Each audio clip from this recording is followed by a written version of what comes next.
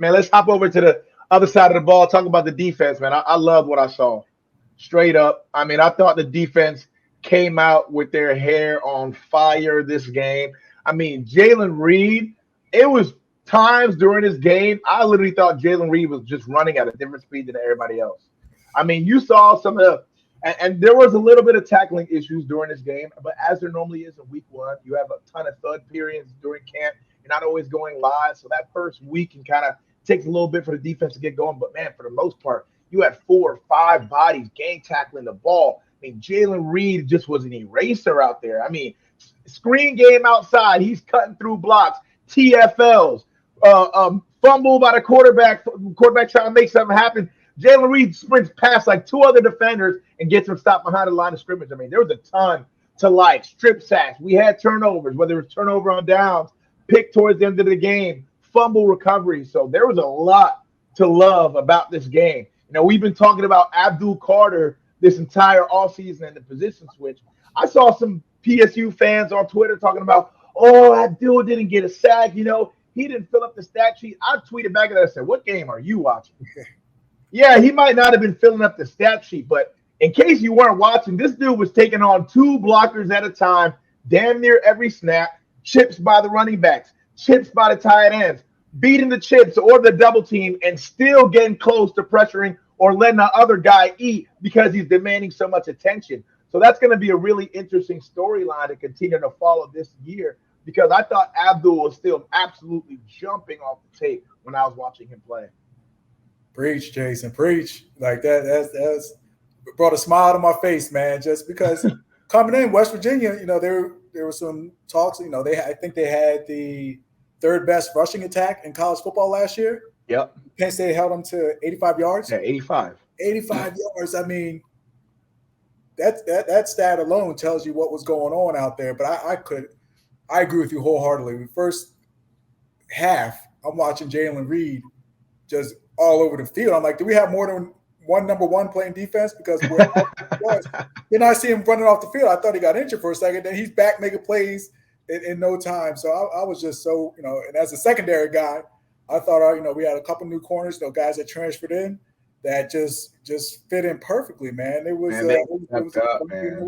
They stepped up from Harris to Cam Miller, KJ Winston. Let me not forget, he won Big Ten Defensive Player of the Week. I think he had 11 or 12 tackles in this game, so he's all over the place. We talked a lot this offseason about Tony Rojas. I mean, I freaking like this kid a lot. And the crazy thing about that game is, yeah, he had a great game, but I thought he left a little bit of meat on the bone. I thought there was a couple plays, 2 or 3 plays, he still could have made where he kind of either overran or kind of just gave a shoulder and didn't wrap up all the way. That would have been extra highlights added to the way he played in this game. So I'm really super excited to see him grow and see his comfort level as a full-time starter grow and where he can take it, because I think that's a guy who just has a real natural feel. He's a natural athlete. He's a sideline guy.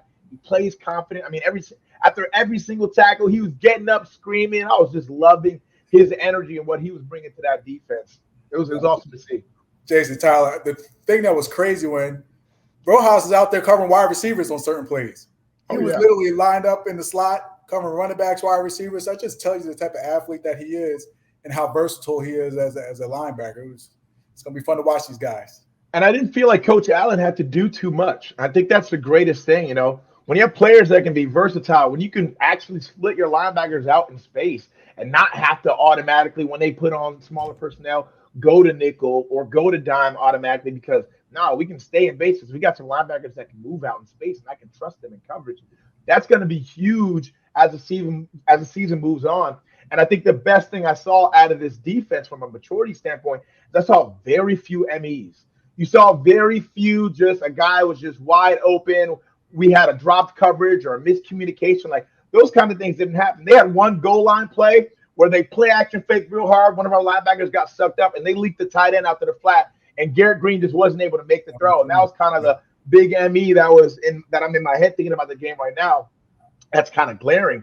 But, I mean, besides that, I mean, they had to earn everything. We saw them make a few spectacular catches, and I remember tweeting during the game, I was like, look, if that's what they got to do all day, they're not going to have a great game, because I don't see them just making spectacular throw and catch one after another to be marching down that field, and that ended up being the case. They could keep up that level of play. So, I mean, I thought just from an Emmy level, from being sound, I thought on a couple of those 4th and 1s, they tried that tush push play, and it was like they got to that D line and they hit a brick wall. I mean, I just saw no movement along that O line. I was like, oh yeah, Zane Durant and the boys, Devon Ellis, them boys holding it down on that interior right now, man. So I think I just love the way the defense gelled, the way they played complementary off each other. I'm very, very excited about this defense. We have a chance to have one of our really good Penn State defenses this year, as we always do.